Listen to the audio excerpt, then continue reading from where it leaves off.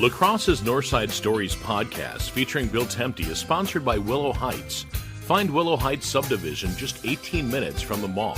Find them at willowheightswi.com.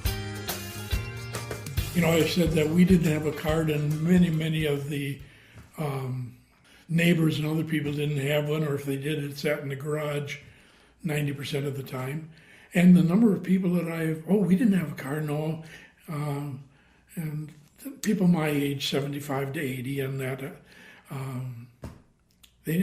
so cars were not the norm at all, and rode the bus, or the streetcar actually.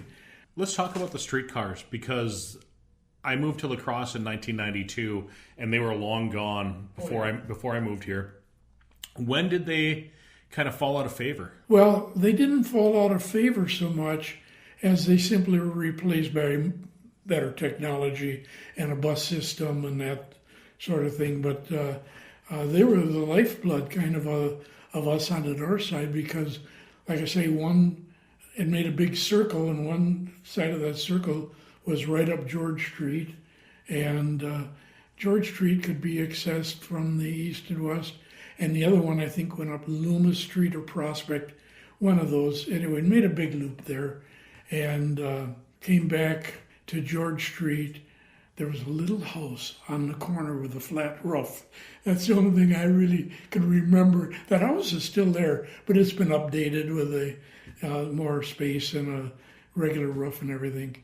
But that's where it made the turn to go south again.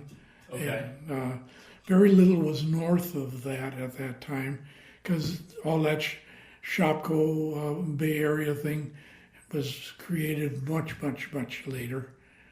But people walked. Like I've said earlier, you know, in the morning, all of the workers at the electric auto light, it looked like the lemmings heading to the sea, you know. Let's talk about the downtown area, the north side downtown, because now it's kind of considered like the Caledonia Street and stuff. Has that always been the case?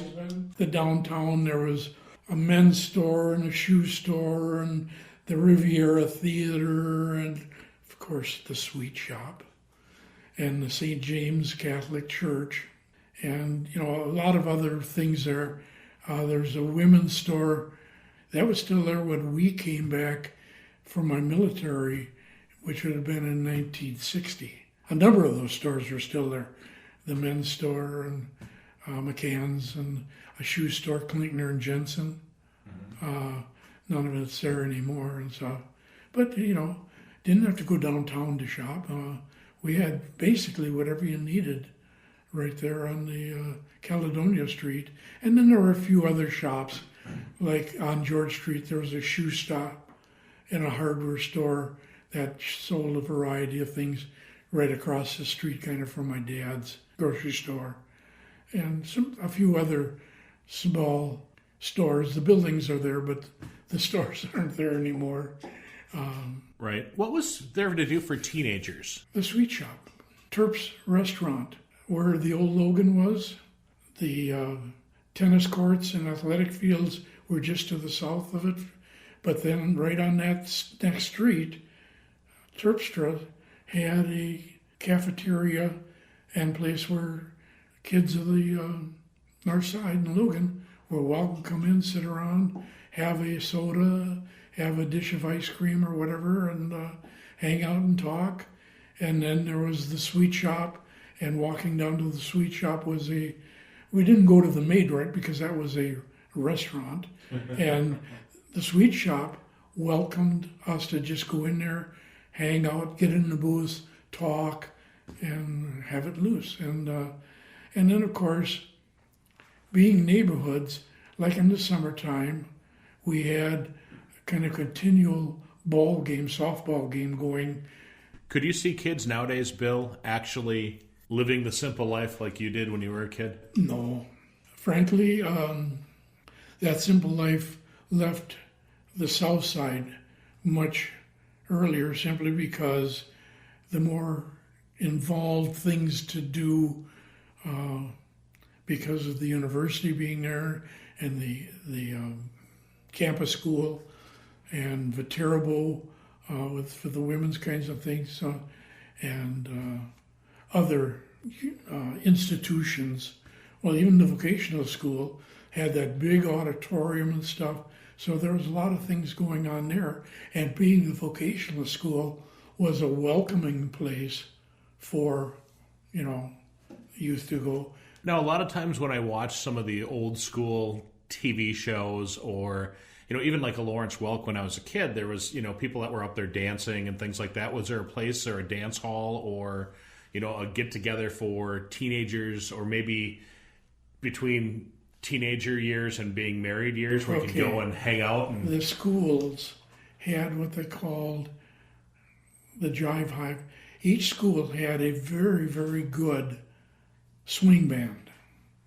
And Friday nights, or Saturday nights, depending if you're at Central or Logan, there was a dance.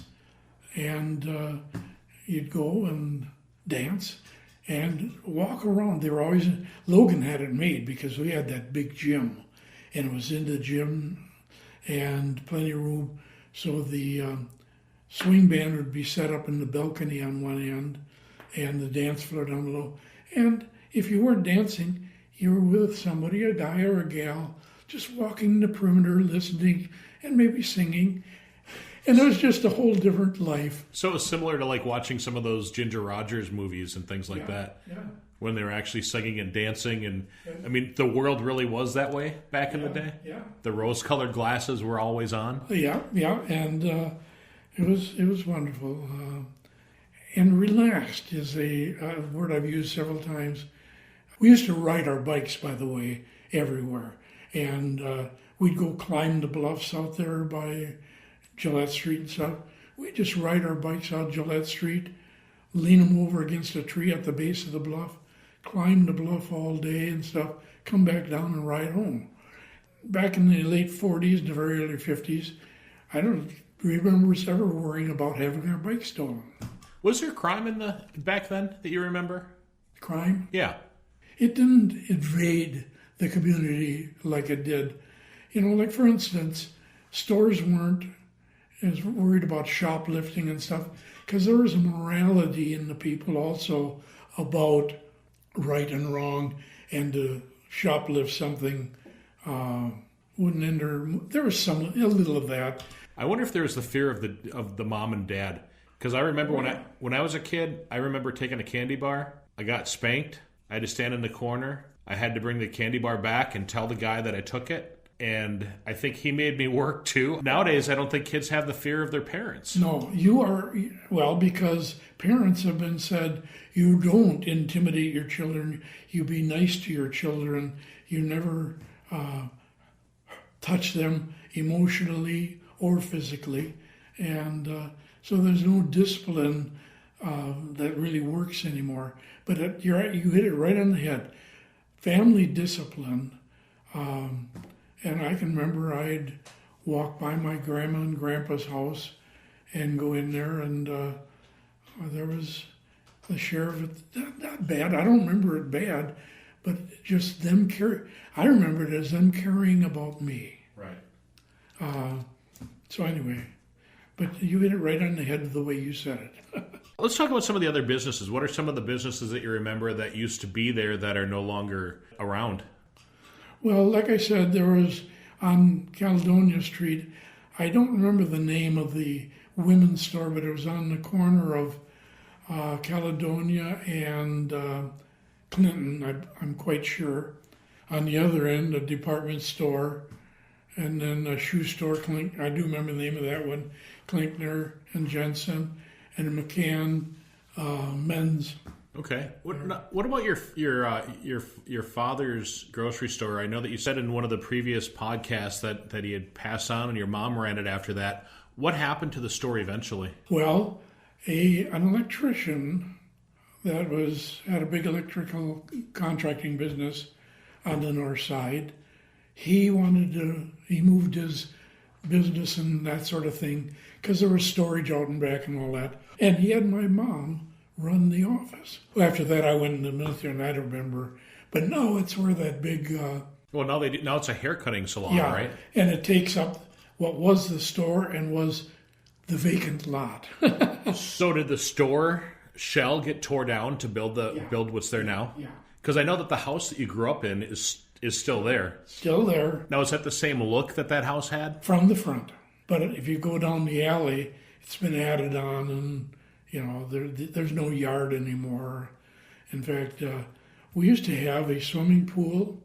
My dad had one made out of concrete that was about 3 feet deep at its deepest to a shallower 2 feet, and just waiting there. And then in the wintertime, we'd have a hockey rink, skating rink out there, out in that, what we called the vacant lot. I mentioned the other time about the little house that was there. Well, in that was a whole city lot from the street all the way to the alley, and a good part of that was vacant. In front, there was a basement area. In front of that was what would have been the lawn for that house that burned down many, many years ago. And then behind it, the backyard, is where we'd have our hockey rink, and on the very end of it, our swimming pool. And it just, all the friends in the neighborhood would come over and skate and play hockey. And of course, in those days, the goods were brought in wire baskets, the lettuce and the da-da-da. And what we would do is we'd take 2 of those and make those the goals for the hockey rink. La Crosse's Northside Stories podcast with Bill Temte is sponsored by Willow Heights, a subdivision just 15 minutes from downtown La Crosse.